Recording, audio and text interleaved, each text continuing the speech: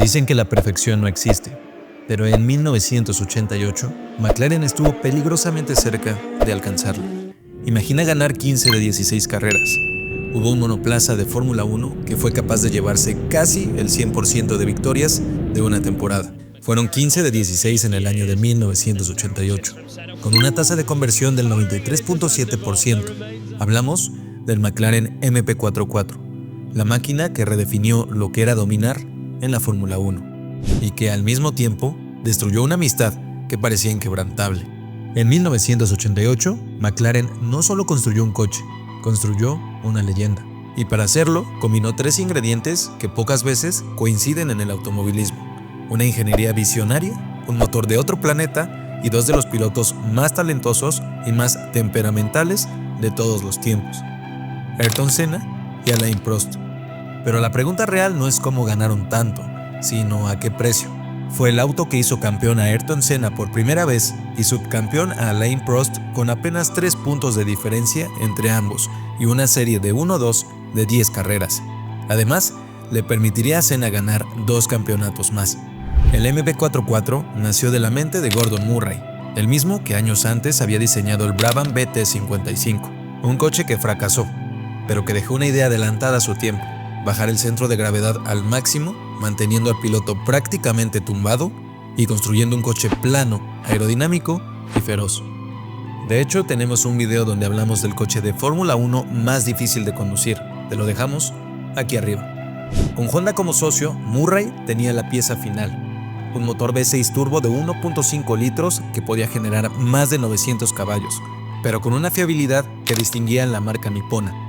El resultado, un coche que no solo era rápido, sino que lo hacía sin romperse, fiabilidad que el equipo necesitaba.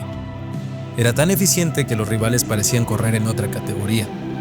Para muchos es el mejor monoplaza de Fórmula 1, que entre Senna y Prost lideraron poco más de 1000 vueltas, siendo una temporada aplastante por parte de McLaren.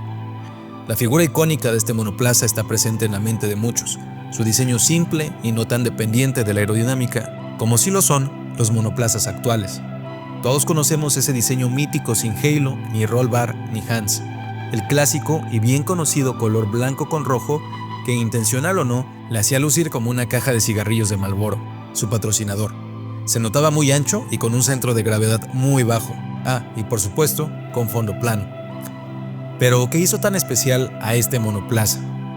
El McLaren MP44 vivió el final de la era turbo de ese entonces, ya que para el siguiente año, en 1989, se aplicó una nueva normativa de motores de 3.500 centímetros cúbicos solo atmosféricos, es decir, sin el uso de turbocompresor.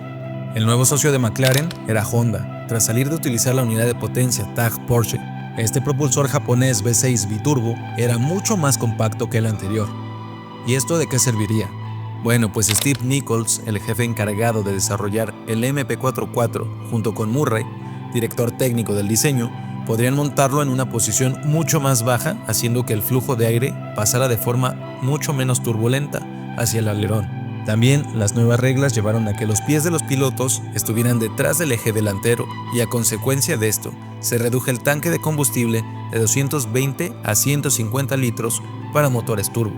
No solo por la cuestión de seguridad, sino también porque en esa temporada se buscaba igualar la potencia entre V6 turbo cargados con 1500 centímetros cúbicos, que tenían mayor potencia, respecto a los V8 naturalmente aspirados con 3500 centímetros cúbicos.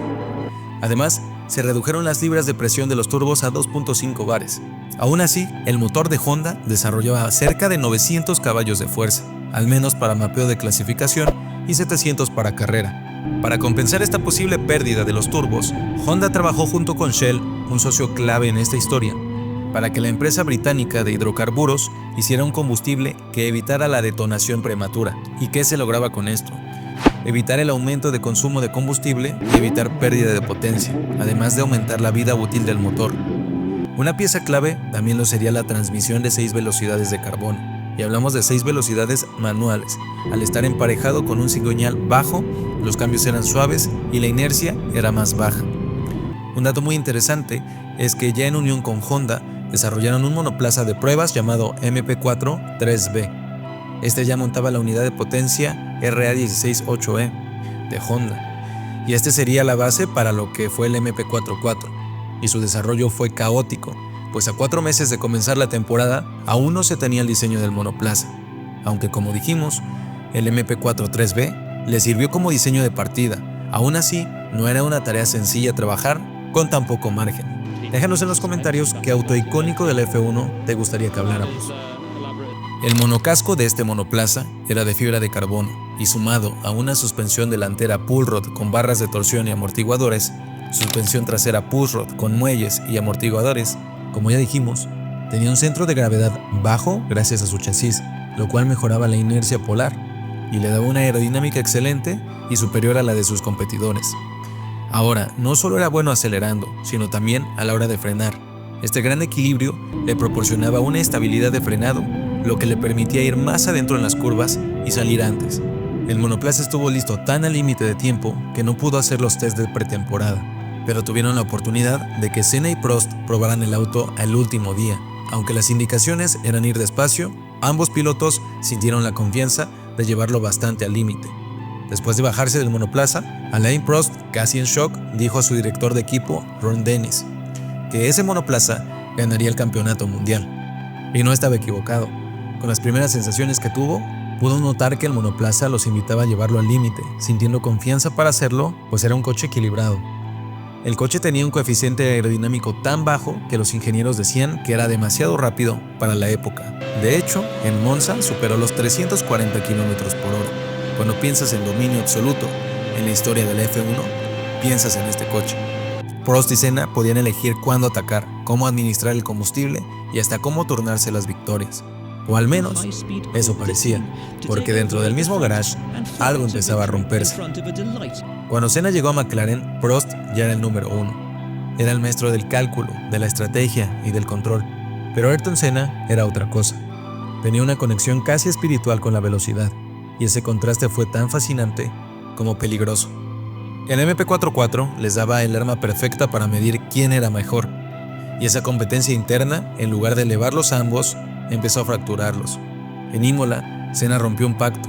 Habían acordado no atacarse en la primera curva, pero lo hizo igual. Ganó la carrera y con ella se rompió la confianza. Desde ese momento, Prost lo entendió. Su rival ya no estaba en Ferrari ni en Williams, estaba dentro del mismo box. El coche casi perfecto empezó a mostrar su imperfección. No en el diseño, no en el performance, sino en el corazón de dos personas quienes lo conducían. Y mientras McLaren celebraba victorias dentro del equipo, se respiraba una guerra fría. Murray había construido un coche invencible, pero también, sin saberlo, una jaula para dos leones.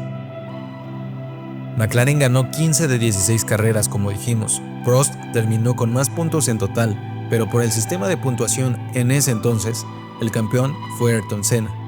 La perfección había sido alcanzada, al menos en los números.